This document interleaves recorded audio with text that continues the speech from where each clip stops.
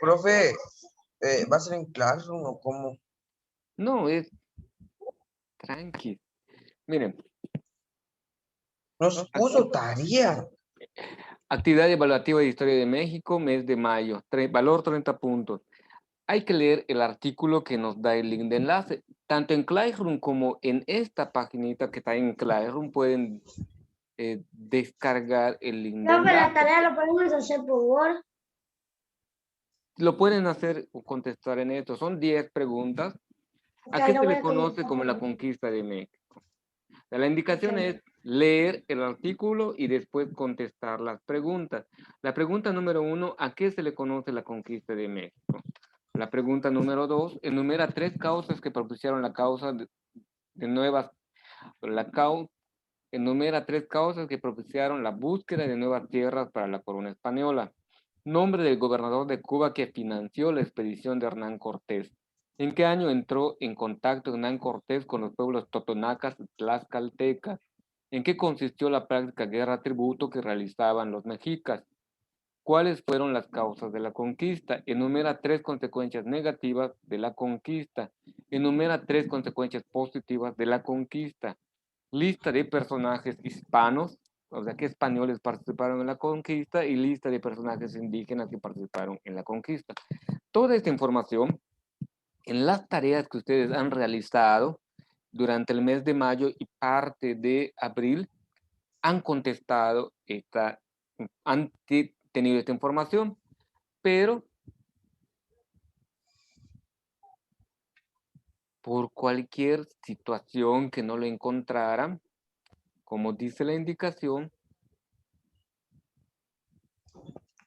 Profe, ponga la primera pregunta, por favor. Las voy a memorizar. ese es el link de enlace. ¿Qué fue la conquista de México? Leerán este artículo, no es muy largo, tiene sus imágenes, es una descripción breve Profe, lo voy a hacer por Word. y ya, es así de sencillo, es como contestar un cuestionario. Profe, Tienen hasta las 8 de la noche para enviarme la evidencia de que han contestado esta actividad. ¿Alguna duda? No me lo van a contestar en este momento. No ahora. Ahora les voy a dar una breve explicación de aproximadamente 20 minutos, cuando mucho, de unos puntos que nos hace falta. maestro, pero puede poner las preguntas solo para que las tenga y ya. Están en Classroom. Ahí lo va a descargar Por A ahí mí no me viene aparece, maestro. a las 10:30 ¿Qué se te publicó. parece, profe? Está en clase. A las 10, Ya. a las 10:30 se publicó. No, pues tenemos toda la clase, pues. No, hoy vamos a tener clase y después realizan la actividad. No vamos a tardar en la clase. ¿En qué va a consistir la clase? Vamos a cerrar el apartado de la cuestión religiosa y abrimos las instituciones del virreinato.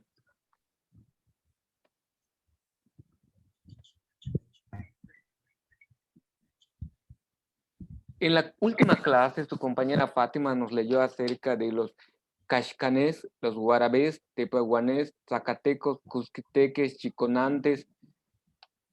Estos pelearon en la parte norte de lo que hoy es la República Mexicana y no permitían que avanzara la conquista de parte de los españoles. Y aparece la figura, como les decía, de los religiosos, que fueron los que propiciaron que la conquista se vaya realizando con mayor rapidez. La presencia de estos 4 grupos mendicantes favorece que la conquista sea menos agresiva y menos sangrienta, pero hace un cambio. La imagen o el papel de la Iglesia Católica para ese periodo, el mundo cristiano, el mundo occidental era cristiano. Si hubiesen llegado los de la región de Turquía o Arabia, seríamos nosotros musulmanes, pero llegaron los cristianos españoles y nos trajeron sus doctrinas. Llegan primeramente los franciscanos, seguidamente de los agustinos, perdón, estos son los agustinos, estos son los dominicos, y los últimos en llegar son los jesuitas. Son los 4 grupos que vienen a ayudar en este proceso que se va a conocer como evangelización, que para muchos es un proceso de dominación ideológica. Cambian las costumbres y tradiciones de los indígenas por la doctrina cristiana. Y lo que tenemos hoy en día más que nada es una mezcla entre lo cristiano y las costumbres o la cuestión religiosa de los indígenas. Ambos están compenetrados. ¿Cómo lograron esta cuestión de la evangelización? Los españoles logran de parte del Papa Borgia, que era español, por supuesto, también era un papa español, Alejandro VI, les da lo que se va a conocer como el patronato regio. ¿En qué consistía el patronato regio? Si ustedes conocen algo, bueno, no creo que conozcan algo sobre la doctrina, no más que la doctrina cristiana, la institución de la iglesia. Los obispos son enviados por el Papa. El Papa es quien nombra y designa a los obispos de cada una de las diócesis. Los territorios para la iglesia no son estados, se llaman diócesis. Hay estados como el caso de Veracruz, de Michoacán, que tienen más de una diócesis. Y los obispos, que son la cabeza de esas diócesis, son nombrados directamente por el Papa. Pero durante el periodo de la colonización, cuando ya se estaba expandiendo el territorio español en América, el Papa le otorga a Fernando e Isabel el patronato regio, que consiste: ustedes, los reyes de España, van a ser los encargados de designar quiénes van a ser los obispos de estos nuevos territorios conquistados. Hacen completamente un cambio. Todavía no existía lo que es el clero nativo, es decir, los nacidos en territorio americano, para que ellos sean los obispos. Los obispos venían todos de la zona ibérica o de la península ibérica del reino español, nombrados por Fernando e Isabel. A la iglesia le tenían que pagar el diezmo. Los indígenas tenían que hacer un doble pago. Tenían que pagarle tributo al rey de España, pero también tenían que pagarle el diezmo a la iglesia, y era una sobrecarga. Ambas partes denuncian frente al rey, tanto los encomenderos como los religiosos denuncian el exceso de la carga que se les estaba dando a los indígenas. Por una parte, la iglesia pedía que construyan los templos, que pagaran el sostenimiento de los religiosos, y por otra parte, los encomenderos pedían que los indígenas realizaran algo que se llama, o que hasta el día de hoy se conoce como fajina, es actividades sin derecho a remuneración o pago para el bien del encomendero o de la comunidad, como es la construcción de los edificios públicos, hospitales, iglesias, hospitales, palacios municipales o la casa del cabildo, los parques públicos o espacios públicos, y los caminos eran realizados con el trabajo de los indígenas por medio de fajinas, y aquellos que podían o tenían, eran indígenas pudientes, le pagaban a otro indígena para que lo realizara. Estas sobrecargas vienen a denunciarlo tanto los religiosos como los encomenderos, y por eso surge la figura de la audiencia, que es la tarea que me van a entregar el día de hoy, que es una audiencia.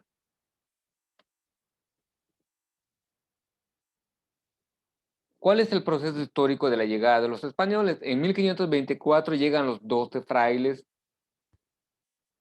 más al mando de Fray Martín de Valencia. Los que llegaron con Hernán de Cortés, posteriormente llegan otros, que es el grupo de los 12, haciendo referencia, así como Jesús tuvo sus 12 apóstoles, llegan 12 frailes franciscanos. Ellos así era su costumbre, andar de 12 en 12, a semejanza de cómo andaron los discípulos de Jesús. Cuando enviaban un nuevo grupo de franciscanos, siempre iba a ser el número 12. Estos frailes mendicantes llamaron la atención de los indígenas por el trato amable hacia ellos, muy diferente del trato de los conquistadores. En 1528 llega el primer obispo designado para la Nueva España, Fray Juan de Zumárraga. Él estaba enviado para el obispado de Yucatán, pero cuando llega a Yucatán realmente no habían terminado la conquista, no había sede episcopal, y esa sede episcopal se va hacia Puebla y de Puebla pasa a la Ciudad de México. Ese es el proceso histórico de la institución de la iglesia aquí en América, en tierra firme. Lo que va a ser el primer obispo es nombrado con sede en Yucatán. No hay nada. Se mueve hacia Veracruz, llega a Puebla, pone su sede en Puebla porque ya habían construido algo, y posteriormente se mueve a la Ciudad de México, Tenochtitlan. Del 24 al 71, los obispos y sacerdotes actuaron como inquisidores, es decir, le hacían juicios sumarios y públicos a los indígenas, y aquellos que seguían teniendo prácticas de sus costumbres y tradiciones los declaraban idólatras y herejes. Algunas veces las sanciones, no siempre, consistían en la quema de estas personas que no querían renunciar a sus prácticas. A otros les ponían sanciones como trabajo, hasta que aceptaran la doctrina cristiana. Por último, el último punto que vemos de este mismo año llegaron los religiosos jesuitas. Ellos vendrían a traer las ideas del modernismo que estaba en Europa. Van a ser de avanzada. La figura de los jesuitas en la América novohispana o la América virreinal va a ser importante. La mayoría de los grandes pensadores o los que van a ser revolucionarios van a ser educados en colegios jesuitas. Estos jesuitas les meten la idea de la libertad, de la igualdad, de la independencia de los territorios. Cuando llegan en este periodo de la conquista y colonización, apenas estaban como aceptando. Ese periodo, como vieron en Historia Universal, se llama el periodo de la Ilustración. Ellos vienen con las ideas ilustradas, vienen con ideas modernistas que se los van dejando. De la primera, segunda, tercera generación de españoles peninsulares que nacieron, perdón, de españoles que nacieron en América, que ya se conocía como criollos, educados por estos jesuitas, van a ser aquellos que van a empezar a luchar por una independencia. ¿Qué fue lo que orilló esa independencia? Como ustedes bien respondieron, los que hicieron la tarea, fue las reformas borbónicas, que es lo que vamos a ver a continuación. Y con eso concluimos el día de hoy para que ustedes puedan descargar el documento y contestar su lección.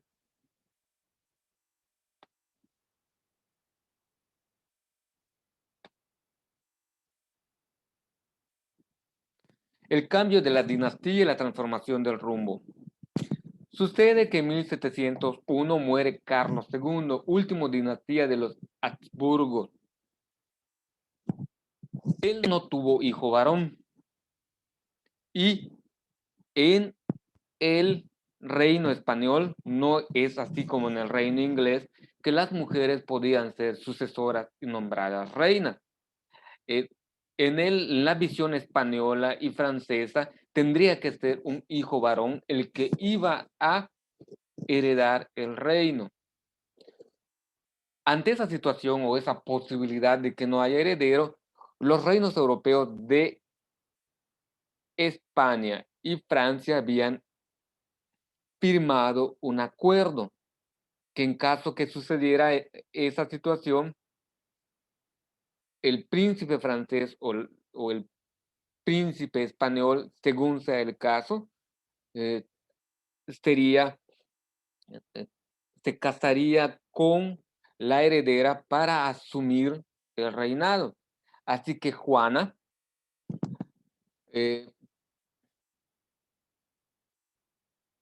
la princesa María Teresa de España se vio obligada a casarse con el príncipe Luis VI de Francia.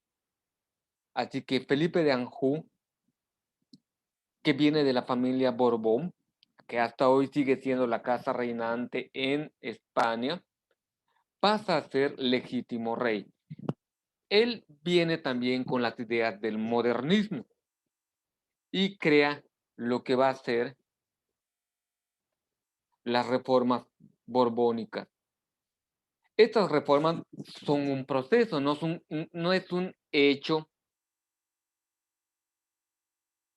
aislado, no es un dictamen que se dio por un solo rey, sino que la reforma borbónica es un proceso histórico que va de una generación a otra. El primer rey da unos dictámenes, el siguiente rey da otros, así sucesivamente para hacer un periodo que va creando inestabilidad hacia la parte de América colonial. ¿Qué es lo que realizan realmente las reformas borbónicas? Lo que es el centralismo. Querían que todo el poder, la riqueza, sea dominado y sea controlado solamente desde la corona española allá en España. Y dejaba sin recursos a los virreyes españoles, alcaldes y demás figuras de control o de gobierno que habían.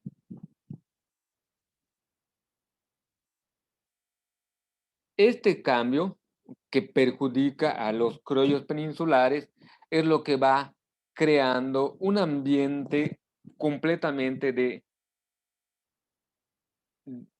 inestabilidad, de inconformismo de parte de ellos. La idea de la independencia de las colonias novohispanas, en primer lugar, como veremos más adelante, no es que quisieran renunciar a la pertenencia a la corona española, sino que estaban peleando por unos derechos. Y como cuando invade Napoleón España, aprovechan para buscar esa separación. Eso lo veremos más adelante. Nada más quiero que les quede claro que estas reformas borbónicas son todo un proceso, no es algo que se dio en un año, no es algo que se dio con un solo rey, sino que se dio con 4 reyes diferentes y cada uno de ellos fue anexando cada vez nuevas leyes económicas y políticas que fue fragmentando la relación entre los españoles peninsulares que vivían allá en la actual nación española y las colonias de América, el virreinato de la Nueva España, el virreinato del Perú, el virreinato de La Plata, posteriormente el virreinato de la Granada. Todos ellos van teniendo conflictos y van teniendo esas ideas traídas por los jesuitas, no solamente a la Nueva España, también van a las otras colonias españolas y van metiendo ideas de independencia y de no, de que el poder no emanaba directamente del rey español. ¿Sale? Vuelvo a repetir la dinámica del examen que van a contestar ahora y ya con esto concluimos.